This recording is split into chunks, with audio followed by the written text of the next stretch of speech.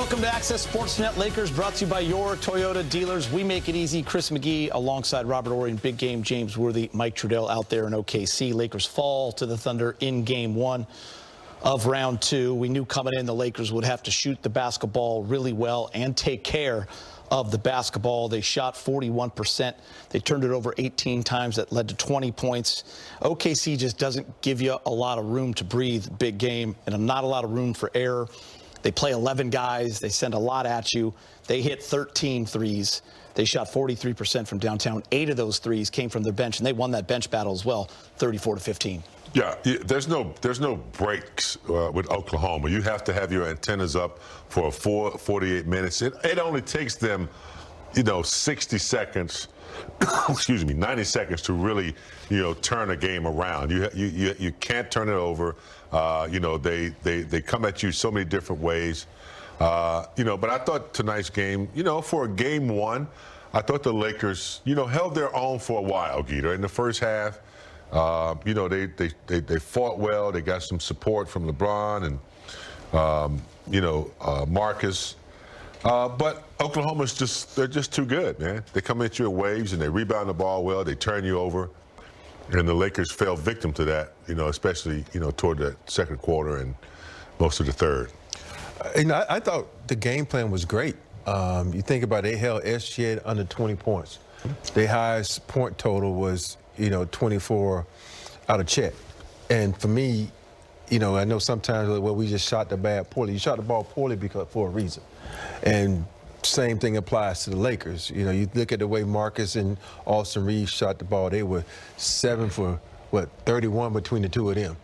And if your two guards have that, that's not going to work. And you told Luke Kennard, and that's 1 for 4. So that's just a bad shooting for the guards. So, it's the first game on the road. I know the Lakers recently played in the playoff series, but they still had a lot of days off. So hopefully next game, those two guys can shoot a little bit better, because just keep, sometimes when you lose a game, you scrap everything. But I don't think they need to scrap anything. They just need to shoot the ball better. Yep. So I think the game plan, the whole SGA, how they did, it was perfect. You look at these margins, right, and OKC wins every quarter, +5 after 1, +3 in the second. So that gets you an 8-point lead.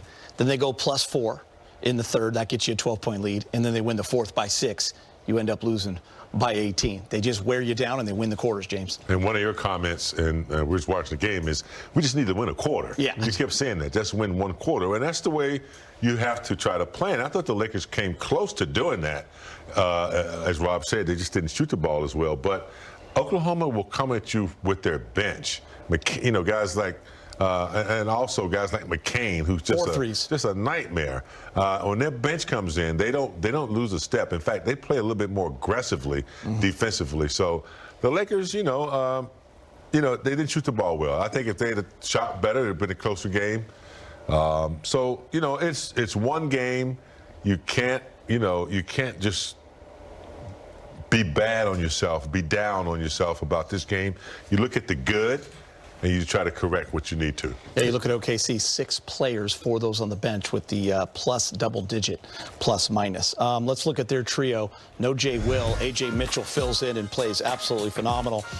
Shai Gilgeous-Alexander, Chet Holmgren, and A.J. Mitchell, they combine for 60 points, guys, but they do it 18 of 34, Rob, so the efficiency is there. Chet, 9 of 17 for 24 points, hit a couple of threes. A.J. Mitchell with 18 points, and Shai with 18 points. And Shai even said in the walk-off interview they were rusty on offense after their 8 days off. I don't think it was, sometimes you want to say that, but I still say it was the Lakers' defense. Yeah, Lakers played hard on the defense. Yeah, because then you can say the rusty applies to the Lakers too, because their guards shot the ball poorly.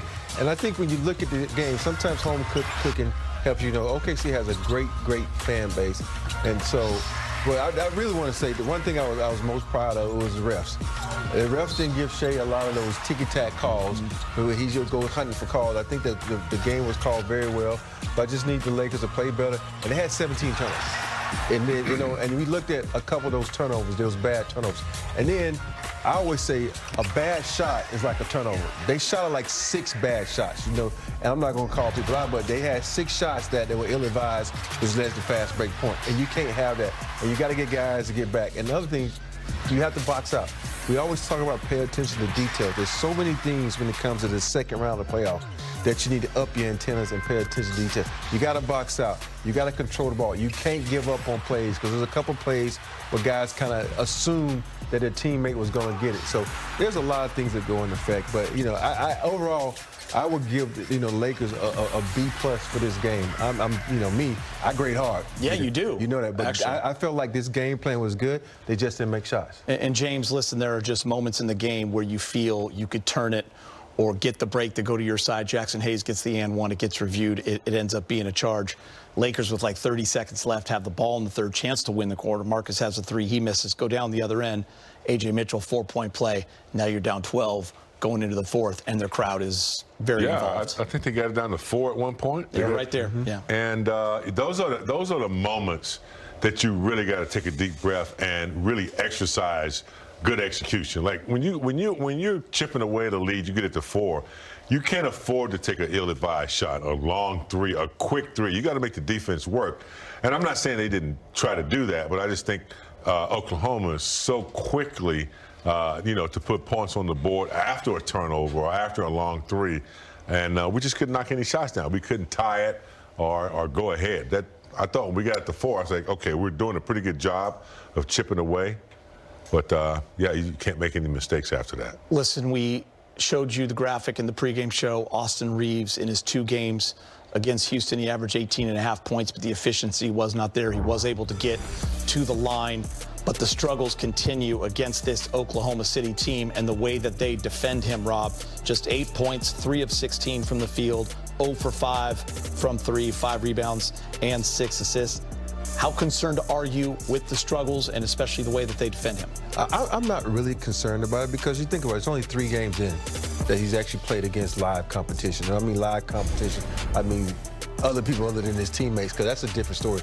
And I think a lot of this he has to be understanding that, yo, this game is not going to be called like regular season games. And you can go down a list of people, JT, James Harden, Shea, a lot of these guys, they assume that they're going to get those calls that they get during the regular season. They're not. He has to put that out of his mind and just get to the hole and just play, because they're not going to give you calls like that. And I think for Austin also, he needs to take the easy shots. So, you know, one easy shot he thought he had, the guy came out of nowhere and blocked the shot. So you got to be leery of that. So, but I just think with him, you got those 3 games to knock off the rust. I think he'll be better next game. No question. I just think, you know, offensively, I think he will, you know, he'll redeem himself. It's defensively is where, you know, they really go at him. And I think, you know, that's where he needs to be careful with fouls and things of that nature. But I think Austin Reeves is going to find a way to get to the line. I think he'll navigate and get his shots. He's a smart player. And so, you know, it's game 1.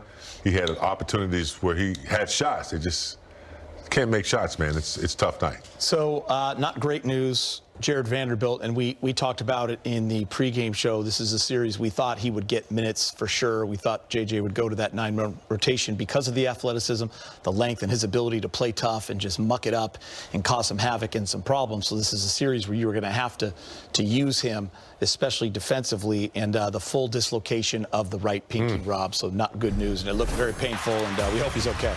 Yeah, it looked very painful. It's one of those things where you and usually guys are so used to hitting the backboard full hand like boop. He caught the edge and that pinky was on his way down. So his hand went one way, the pinky went the other way, and you don't want that. And the thing about it is, it's the pain tolerance, because he's, like James pointed out, it was his right hand, he left-handed. And so hopefully, you know, they can, like, you know, I don't know how. Tape on it. I don't know anything about a full dislocation, but sometimes you can pop that thing back in and go. I don't know. So because we're going to need Vandy. We're going to need his size and athleticism. Yeah, I hope it's something they can manage. A lot of times you could take 2 fingers together and kind of make it work, but you know, still he uses his hands a lot. So that's a big part of his game. That's going to be an issue. It has to be a nice pad on there too, but we'll see. Hopefully it's not, you know, so bad that he can't recover and play, you know, the rest of the series. All right, guys, time to hear from Coach J.J. Redick, brought to you by your Toyota dealers. JJ,